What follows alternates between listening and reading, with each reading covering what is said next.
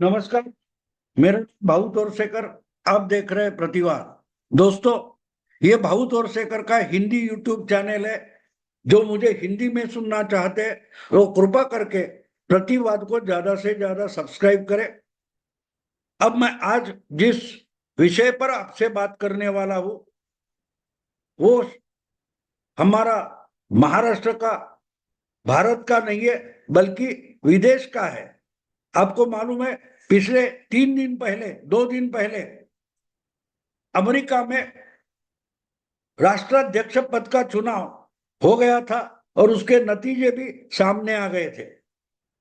4 साल पहले जो डोनाल्ड ट्रंप नाम के वहां के राष्ट्रपति थे, जो चुनाव हार गए थे, वो फिर से 4 साल के बाद वापस चुनकर आए हैं। अभी अभी बहुत कुछ प्रक्रिया बाकी है। जनवरी में वो प्रक्रिया पूरी होगी और 20 जनवरी के बाद डोनाल्ड ट्रंप अमेरिका का अध्यक्ष बनकर काम करना शुरू कर देंगे। यानी मतलब अभी भी 70-75 दिन बाकी है। लेकिन सिर्फ वो चुने गए हैं, ये जो खबर है उससे ही पूरी दुनिया में तहलका मचा है। यूक्रेन और रशिया का जो युद्ध पिछले 1-1.5 साल से चल रहा है, 1 साल से कम इसराइल और मुस्लिम देशों में युद्ध चल रहा है। ये बांग्लादेश में कुछ गड़बड़ हो गई थी। ये सब मामले हैं, इसमें एक प्रभाव पड़ गया है ट्रंप के कारण। क्योंकि अमेरिका, आपको मालूम है, दुनिया की एकमात्र महासत्ता जिसको बोला जाता है। पुराने जमाने में अमेरिका एक तरफ और सोवियत यूनियन, रशिया दूसरी तरफ, यानी सोवियत यूनियन करके 18-20 देशों का एक जमावड़ा था जिसको यूएसएसआर बोला जाता था, सोवियत संघ माना जाता था, जिसमें बड़ा और नेता देश रशिया हुआ करता था। तो रशिया और अमेरिका, इनमें जो स्पर्धा चलती थी उस वक्त दो महासत्ता मानी जाती थी। लेकिन 30-35 साल पहले रशियन साम्राज्य था, रशियन एम्पायर था, वो ढह गया और अलग अलग छोटे छोटे देश हो गए। उसका जो नेता बड़ा देश था सोवियत रशिया, वो आज भी है, लेकिन वो कम्युनिस्ट देश नहीं बचा। तो एक बड़ा देश है, बहुत साधन वाला देश है, वो बड़ी सत्ता है लेकिन महासत्ता नहीं रही। उसके पर्याय में चाइना उभर कर आया और चाइना एक बड़ी सत्ता बन गया, लेकिन आज भी चाइना को कोई महासत्ता नहीं मानता। सो बचा कौन? तो अकेली अमेरिका बची है, जो खुद को पूरे दुनिया का एक दरोगा मानती है। यहां वॉर होगा कि नहीं, यहां वॉर, युद्ध रुकना चाहिए, वहां लड़ाई की जरूरत नहीं, आप अपने देश में क्या कर रहे हो, यहां तक हर बार दरोगागिरी अमेरिका करती है। इसलिए उसको, अमेरिका को दुनिया का दरोगा माना जाता है। अब देखिए, रशिया और यूक्रेन का झगड़ा चल रहा था, तो यूक्रेन एक अलग पुराने सोवियत यूनियन का एक हिस्सा था। आज अगर वो स्वतंत्र देश है तो उसे जो करना है वो करे। तो वो अगर रशिया नहीं मान रहा है तो रशिया और यूक्रेन का झगड़ा है, उसमें हस्तक्षेप करने की अमेरिका को कोई जरूरत नहीं थी। लेकिन अमेरिका उसमें बीच में नाक डालकर देखने लगा और गड़बड़ हो गई। और जो यूक्रेन को अमेरिका के सपोर्ट से लड़ाई करनी पड़ी, और रशिया की ताकत के सामने यूक्रेन को झुकना ही पड़ेगा, लेकिन वो लड़ता रहा क्योंकि उनके पीछे अमेरिका है।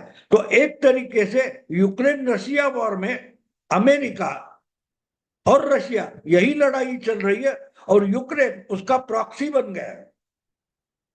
ये मैं इसलिए समझा रहा हूं कि ऐसा अभी बाइडेन जो अध्यक्ष थे, अभी भी अध्यक्ष है लेकिन चुनाव से अलग हो गए, और 20 जनवरी के बाद वो अध्यक्ष नहीं रहेंगे और ट्रंप अध्यक्ष बनेंगे, तो उसका परिणाम यूक्रेन रशिया वॉर पर भी होने वाला है। दूसरी तरफ हम देखें, हिजबुल्ला हो, हमास हो, ईरान हो, इनसे इसराइल की जो युद्ध चल रहा है, लड़ाई चल रही है, उसमें भी अमेरिका अगर इसराइल के साथ है तो उस वॉर में भी अमेरिका का हिस्सा होता है, हाथ होता है। इसलिए ऐसी जो घटनाएं होती है, छोटी मोटी बड़ी कितनी भी बड़ी, उसमें महासत्ता का हिस्सा होता ही है, हाथ होता ही है। तो ये सब बातें, ये सब घटनाएं ट्रंप के जीतने से प्रभावित हो गई है। अब ये तो मैंने दूसरों की बात कही, लेकिन एक बात आपको माननी पड़ेगी कि हमारे यहाँ भारत के लिए भी अमेरिका कुछ मायने रखता है। और वो मायने क्या रखता है? वो मायने ये रखता है कि अमेरिका जैसा देश जो है वो एक तरीके से उभरती हुई महासत्ता है, उसको भी झुकाने की कोशिश करता है। कभी वो चाइना होता है, कभी वो रशिया होता है, कभी वो ब्राजील होता है, कभी वो इंडिया यानी भारत होता है।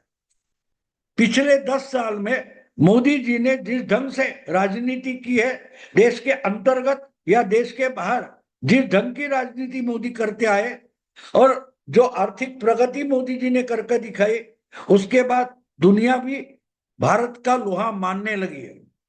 दुनिया भी मानती है कि भारत एक उभरती हुई महासत्ता है, महाशक्ति है। तो वो महासत्ता बनने से पहले ही भारत की टांग खींचना, ये अमेरिका को अपना कर्तव्य लगता है। पर्टिकुलरली अमेरिका में जो डेमोक्रेट पार्टी है, लिबरल पार्टी है, उसको तो हमेशा दुनिया पर दादागिरी करना ही पसंद है। दुनिया की किसी भी छोटे मोटे देश में जो कुछ हो रहा है, उधर हस्तक्षेप करना डेमोक्रेट्स अपना अधिकार मानते हैं।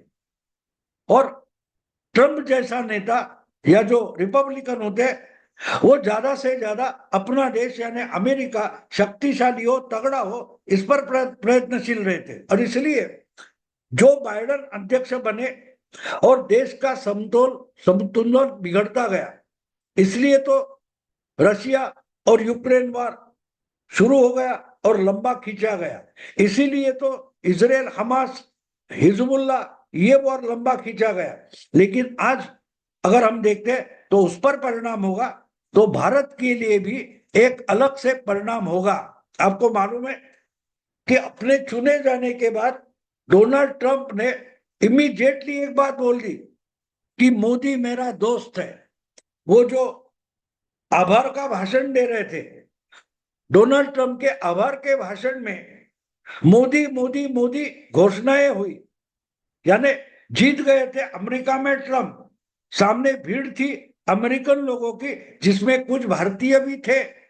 लेकिन ट्रंप के जीत के बाद अगर वहां के अमेरिकन भारतीय मोदी मोदी घोषणा कर रहे हैं, तो बात साफ है कि आपकी जीत में, ट्रंप की जीत में मोदी जी का भी योगदान है, ये बताने की कोशिश हो रही थी। और ट्रंप ने उसको इमीडिएटली मान्यता दे दी, रिकॉग्नाइज किया। और मोदी मेरा अच्छा दोस्त है, मोदी मोदी बड़ा तगड़ा लीडर है, ये भी बात उन्होंने बोल दी। तो एक बात ये है कि अगर मोदी तगड़ा है, तगड़ा नेता है, और भारत और मोदी दोस्त है, तो ट्रंप भारत के लिए तो कुछ करेंगे, ये तो मानना जरूरी है। तो आज अमेरिका से भारत सबसे पहली अपेक्षा ये करेगा कि उनके उत्तर दिशा में जो पड़ोसी देश है, कनाडा, कनाडा और भारत के संबंध बिगड़े हैं, क्योंकि कनाडा में जो गवर्नमेंट है जस्टिन ट्रूडो की, वो भारत के साथ हमेशा पिछले कुछ सालों से उंगली करता रहा है। भारत के खिलाफ जो झंडा खड़ा करना चाहते, वैसे जिहादियों या खालिस्तानी हो, उनको आसरा कनाडा में मिलता है। और खालिस्तानियों के लिए कनाडा के प्रधानमंत्री जस्टिन ट्रूडो ने खुलेआम भारत पर आरोप तक लगाए, झूठे आरोप लगाए। भारत बार बार जो आरोप कर रहे हो उसका सबूत दो बोल रहा था, लेकिन जस्टिन ट्रूडो ने सबूत नहीं है फिर भी आरोप करना शुरू कर दिया था। तो जस्टिन ट्रूडो भी, खुद की इतनी ताकत जस्टिन ट्रूडो की नहीं है को इतना भारत से पंगा ले ले। तो उसके पीछे भी अमेरिका के डेमोक्रेट अध्यक्ष बाइडेन और उनका प्रशासन था, उनकी पॉलिसीज थी। जस्टिन ट्रूडो अपनी ताकत पर भारत से नहीं लड़ सकते। हाँ, उनके पीछे जब तक अमेरिका की ताकत खड़ी है, और वो ताकत जो बाइडेन की, जो राष्ट्राध्यक्ष थे उनकी थी, लेकिन प्रत्यक्षता जो बाइडेन सरकार चला नहीं रहे थे उनके नाम पर कमला हैरिस और पूर्व अध्यक्ष बराक ओबामा जो बाइडेन की गवर्नमेंट चला रहे थे। इसलिए अगर भारत से कनाडा ने पंगा लिया तो वो पंगा लेने के पीछे वाली ताकत बराक ओबामा थे, डेमोक्रेट पार्टी थी। तो बात साफ थी, झगड़ा तो कनाडा से दिखाई दे रहा है, झगड़ा तो मोदी और जस्टिन ट्रूडो का दिखाई दे रहा है। लेकिन मोदी भी जानते हैं, मोदी के जो साथी है भारत सरकार चलाने वाले, वो भी जानते हैं कि इतनी ताकत तो ट्रूडो के पास नहीं है, तो इतना फड़फड़ा क्यों रहा है जस्टिन ट्रूडो। तो बात साफ थी, जस्टिन ट्रूडो से लड़ाई नहीं चल रही है, जस्टिन ट्रूडो तो पॉक्सी है। असली लड़ाई बराक ओबामा, कमला हैरिस और डेमोक्रेटिक पार्टी से है, डेमोक्रेट राष्ट्राध्यक्ष जो बाइडेन से है।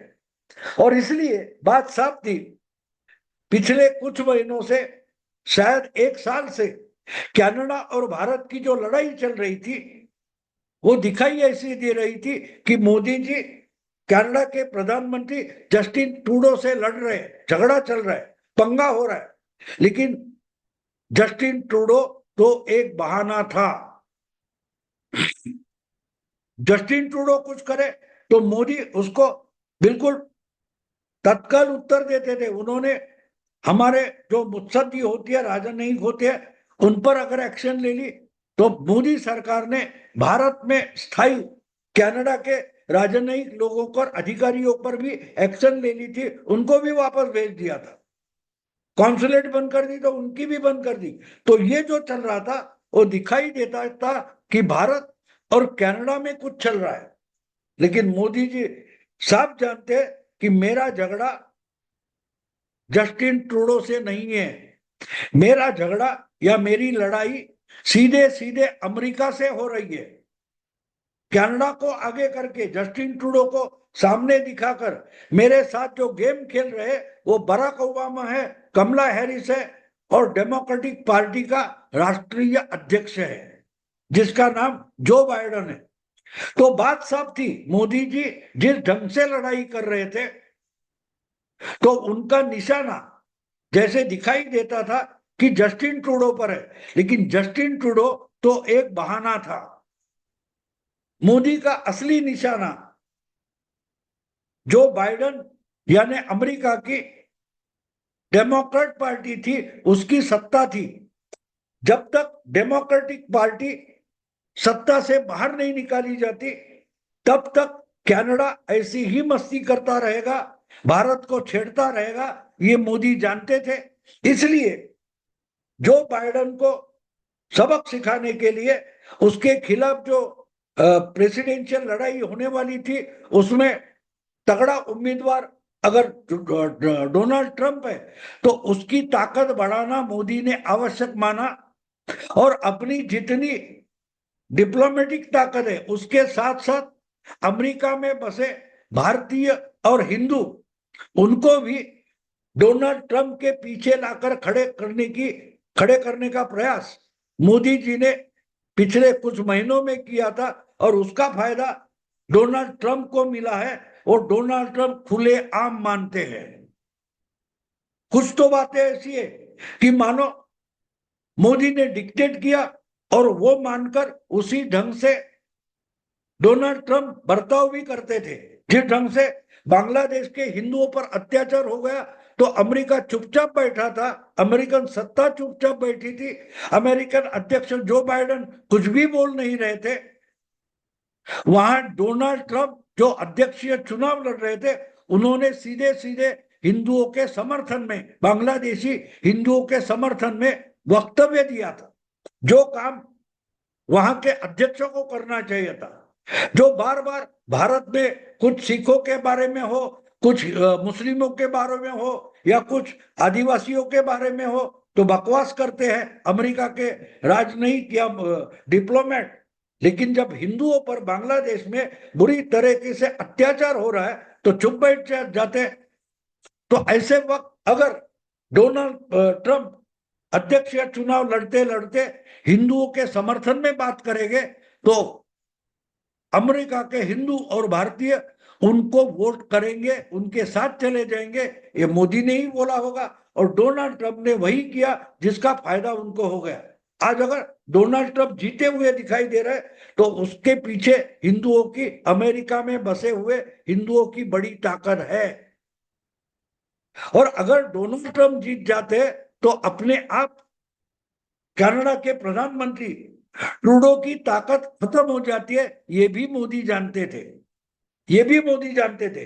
इसलिए एक तरीके से डिप्लोमेटिक लेवल पर जस्टिन ट्रूडो से मोदी सरकार का संघर्ष चल रहा था। लेकिन दूसरी तरफ जस्टिन ट्रूडो को ही कनाडा से उखाड़ फेंकने का भी तरीका ढूंढा जा रहा था और वो हो गया, क्योंकि चुनकर आने के बाद अमेरिका और कनाडा के जो संबंध है, पड़ोसी संबंध है, उस पर भी डोनाल्ड ट्रंप ने भाष्य किया है। यानी कि सीधा सीधा बोल दिया कि कनाडा भारत के खिलाफ जो कुछ दांव पेच कर रहा है वो नहीं चलेंगे और उसके लिए अमेरिका मदद नहीं करेगा। तो जस्टिन ट्रूडो की फट गई है, डर गए, भाषा बदल गई है, भाषा बदल गई है।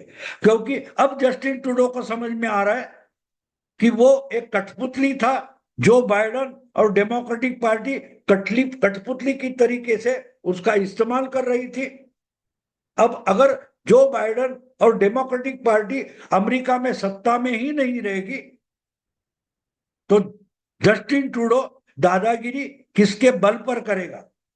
अपनी ताकत ही निकल गई है। हाथ में बंदूक है लेकिन उसमें गोली ही नहीं है। ये जब समझ में आता है तो जिसके हाथ में बंदूक है वही ज्यादा डर जाता है। तो प्रधानमंत्री आज भी जस्टिन ट्रूडो है, लेकिन अब वो भारत को डर गया है, क्योंकि उसको मालूम है कि भारत के हाथ में बंदूक नहीं है तो पूरा का पूरा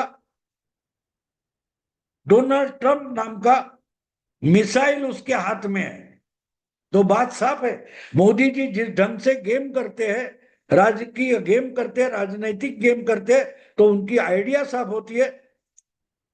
वो बहाना करते कि मैं ट्रूडो से लड़ रहा हूं, लेकिन निशाना सीधा सीधा अमेरिका पर, जो बाइडेन पर और डेमोक्रेटिक पार्टी की सत्ता और उनके हाई कमान पर था, और वो सक्सेसफुल हो गए। तो अगर ट्रंप जीते हैं तो मोदी जी ने जस्टिन ट्रूडो की गुब्बारे से हवा निकाल दिए, क्योंकि निशाना सीधा जो बाइडेन पर लगाए, डेमोक्रेटिक पार्टी पर लगाए, और जो होना था हो गया। तो बात मैंने जो शीर्षक दिया है, कनाडा का प्रधानमंत्री जस्टिन ट्रूडो बहाना था, मोदी का असली निशाना जो बाइडेन था, क्योंकि वही जो बाइडेन और उसकी डेमोक्रेटिक पार्टी भारत को महासत्ता होने के लिए अड़ंगा लगाए बैठी है, इसी ढंग से पॉलिसी तय करती है और उस पर अमल करती है। तो उनको उनके ही देश में हराना जरूरी था, और बिल्कुल मोदी जी ने वही किया है। ट्रंप जीता है मतलब मोदी जी ने बराक ओबामा और ट्रूडो को हराया है। दोस्तों, अभी यही रुकता हूं। अगर वीडियो पसंद है तो लाइक कीजिए, शेयर कीजिए और प्रतिवाद को ज्यादा से ज्यादा सब्सक्राइब कीजिए। नमस्कार।